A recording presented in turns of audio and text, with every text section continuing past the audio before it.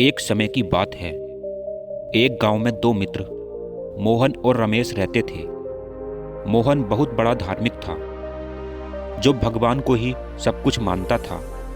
उसके घर में जब भी कोई काम होता तो वह भगवान की प्रार्थना अवश्य करता और खुद से ज़्यादा भगवान पर विश्वास करता।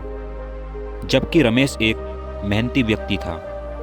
रमेश रोजाना परिश्रम करता और अपने घर परिवार का पालन पोषण करता। एक बार मोहन और रमेश आपस में बातचीत कर रहे थे कि हमें मिलकर कोई व्यवसाय करना चाहिए। अगर हम दोनों मिलकर कोई काम करेंगे तो हम काफ़ी धन। और रमेश ने उस जमीन में गेहूं की फसल लगा दी। रमेश तो खेत में बहुत मेहनत करता। जब भी फसल का कोई काम होता तो रमेश को ही वह काम करना पड़ता, क्योंकि मोहन तो धार्मिक था। वह तो मंदिर में जाता और भगवान से अच्छी फसल के लिए प्रार्थना करता। इसी तरह से उनका समय बीतता गया और कुछ समय बाद गेहूं की फसल पककर तैयार हो गई, जिसको दोनों मित्रों ने बाजार में बेच दिया और उनको अच्छा खासा पैसा मिला। जब दोनों मित्र घर आए और पैसे का बंटवारा करने लगे तो रमेश ने मोहन से कहा कि इस धन का ज़्यादा हिस्सा मुझे मिलेगा, क्योंकि मैंने खेत में ज़्यादा मेहनत की है। रमेश की यह बात सुनकर मोहन बोला, नहीं, धन का तुमसे ज़्यादा हिस्सा मुझे मिलना चाहिए, क्योंकि मैंने भगवान से बहुत प्रार्थना की है, तभी तो हमारी फसल पैदा हुई है। अगर मैं भगवान से प्रार्थना नहीं करता तो शायद हमारी फसल पैदा नहीं होती, क्योंकि भगवान के बिना कुछ भी संभव नहीं है।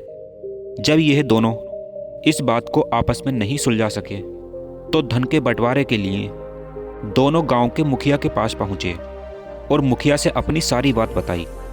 मुखिया गांव के बहुत ज्ञानी व्यक्ति थे। वह लोगों की समस्याओं को हल करने में जाने जाते थे। मुखिया ने जब दोनों मित्र मोहन और रमेश की बात को सुना तो मुखिया थोड़ी देर तो चुप रहे और सोच में पड़ गए। फिर कुछ देर बाद मुखिया ने उन दोनों को एक एक बोरी चावल दिए। उन चावलों में कंकड़ मिले हुए थे। मुखिया ने उनसे कहा कि कल सुबह तुम दोनों को इसमें से चावल और कंकड़ अलग करके लाने हैं, तभी मैं निर्णय करूंगा कि इस धन का ज़्यादा हिस्सा किसे मिलना चाहिए। मोहन और रमेश चावल की बोरी लेकर अपने घर को चले आए। रमेश तो मेहनती था। उसने रात भर जागकर चावल और कंकड़ अलग कर दिए, लेकिन मोहन चावल की बोरी को लेकर मंदिर में गया और भगवान से चावल में से कंकड़ अलग करने की प्रार्थना करने लगा, क्योंकि मोहन भगवान को ही सब कुछ मानता था। उसे भगवान पर पूरा विश्वास था कि मेरी प्रार्थना करने पर भगवान चावल से कंकड़ अलग अवश्य करेंगे।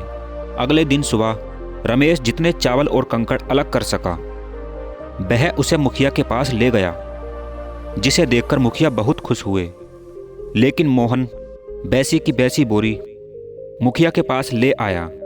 मुखिया ने मोहन से कहा, दिखाओ तुमने कितने चावल साफ किए हैं। तो मोहन ने कहा कि मुझे भगवान पर पूरा भरोसा है।